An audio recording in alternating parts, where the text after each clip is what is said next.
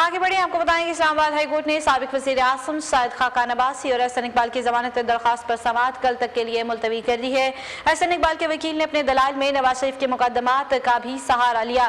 बोली, नैब ने नवाज शरीफ के केस को सबसे बड़ा केस करार देता है और इसके हवाले से नवाज शरीफ का ट्रायल भी मुकम्मल कर लिया गया, तो बाकी मुकदमात में ऐसा क्यों नहीं हो सकता। तफसीलात जान लेते हैं ज़मीर हुसैन ज़बीर की रिपोर्ट में।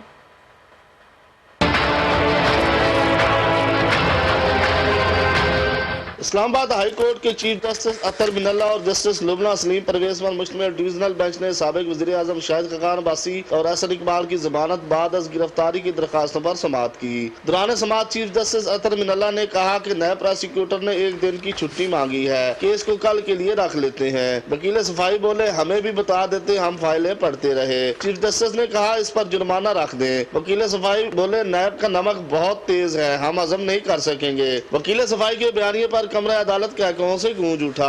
दरखास्त पर बात करते हुए एहसन इकबाल के वकील ने मौक़िफ़ अपनाया कि मौजूदा वक्त में नैब नवाज शरीफ केस को सबसे बड़ा केस करार देता है। नवाज शरीफ के तो नैब ने वारंट जारी नहीं किए थे। नवाज शरीफ को बैरून मुल्क जाकर अहलिया की तीमारदारी की इजाजत भी मिलती रही। गिरफ्तारी के बगैर जब नवाज शरीफ का ट्रायल मुकम्मल कर लिया गया तो बाकी मुकदमात में ऐसा क्यों नहीं हो सकता। शाहिद खाकान अब्बासी के वकील बैरिस्टर जफरुल्लाह ने मौक़िफ़ अपनाया कि साबिक चीफ जस्टिस तो कह चुके हैं कि सियासी इंजीनियरिंग के लिए बनाए गए मुकदमात हैं, जिस पर चीफ जस्टिस अतर मिनल्ला ने रिमार्क्स दिए कि सुप्रीम कोर्ट भी वाज़ेह कर चुकी कि वारंट गिरफ्तारी किन हालात में जारी हो सकते हैं। तो अदालत ने एहसन इकबाल और साबिक वज़ीर आज़म शाहिद खाकान अब्बासी की जमानत बाद अज गिरफ्तारी की दरखास्त पर समाअत कल तक के लिए मुलतवी कर दी।